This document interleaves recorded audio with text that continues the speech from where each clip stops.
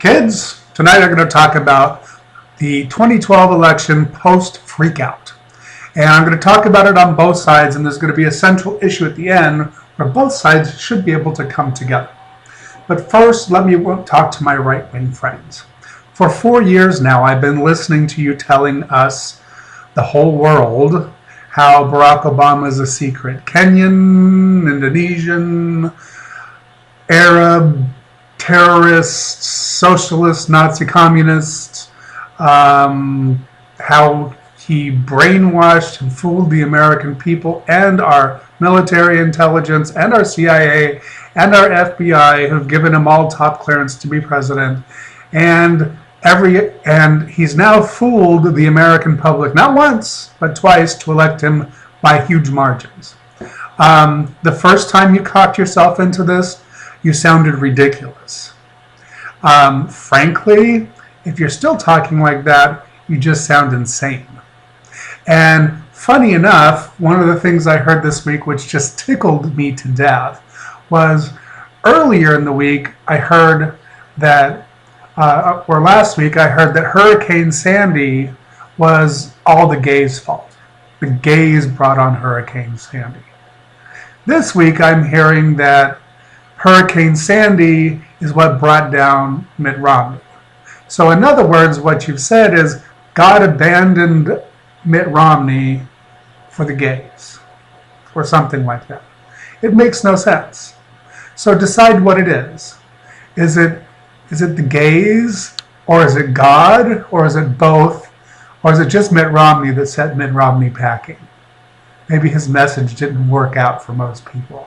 I would say the latter is probably true, because the two states that were really severely hit the most by Hurricane Sandy are both heavily Democratic-leaning states, and they still both voted for Barack Obama. So it really didn't affect the Republican turnout at all. Just saying. Because New Jersey is not really a red state. Never has been. They occasionally get a Republican governor, but they don't really vote for Republican presidents. Doesn't happen. Check your history. Okay, all that aside. Now, the last 24 hours, and especially today, I've gone online on Facebook and I've been seeing these things pop up. Now, it started yesterday with Papa John. And Papa John lives in this big mansion with a private lake and a private golf course, and it's huge. 40,000 square feet on like 1 trillion acres, and it looks like a palace that the Queen of England would live in. It's fabulous, and you know, good for Papa John. I'm happy that he's had success. The issue is that Papa John has decided now, because he's very partisan, that he's going to cut employees' hours so that he doesn't have to pay into Obamacare, because he can't afford 14 to 17 cents a pizza extra to give health care to his employees. And other corporations seem to be following suit. McDonald's and Burger King and Applebee's and all these places that really don't pay high wages to begin with are now going to cut their employees' hours so that they don't have to pay for Obamacare. And they made this political calculation for a reason. And it's not what you think. But hold on and hear me on both sides here. Now, you do have some truly partisan, just bad blood move the other day. 2 days after the election, the coal guy that made all his workers go stand out behind Mitt Romney even though they weren't for him, and they didn't pay them to do it and sent them home and made them do this for free, went ahead and laid off 175 workers because, quote, Obama's policies are not coal friendly. But Obama's policies had not changed in the 48 hours from election day to the day this guy made this choice. It was just purely him being a dick. And that's just all you can say about it. It's this guy just being a dick. Now, nothing has changed that dramatically in 48 hours in this country at all. We haven't had a bunch of coal power things closing or anything like that. So here's the deal. If you remember, and then the left, hold on, now the right's freaking out because they're saying, see, we told you, everybody's going to lose their job, and da-da-da-da-da, and they're like, wah! And the left is like, wah! They can't do this, oh, boycott, da-da-da-da-da-da-da-da-da-da-da-da, freaking. And what do we all seem to forget? Now take a deep breath.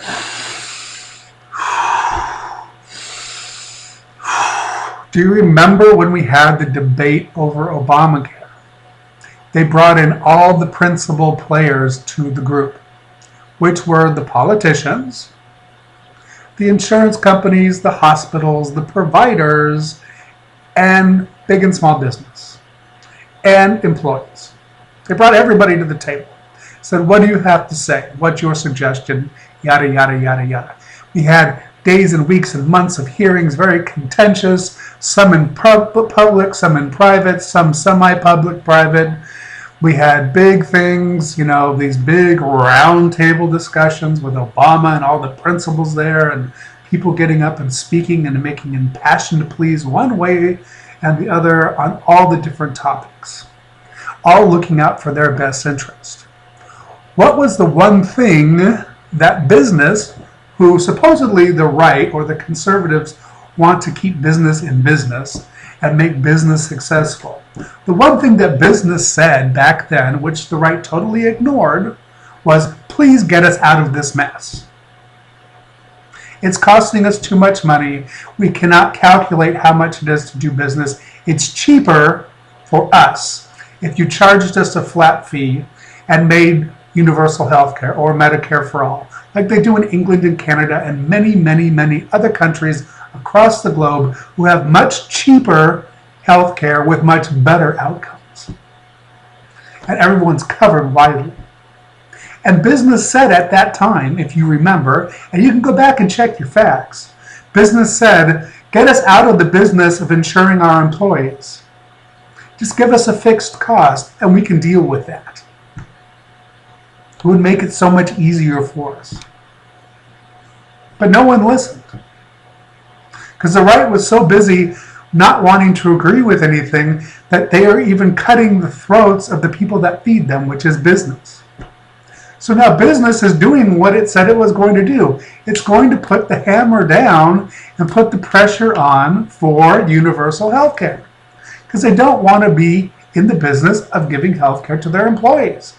And the reason why we've seen skyrocketing costs over the course of decades, not just a few years, decade after decade after decade, is this.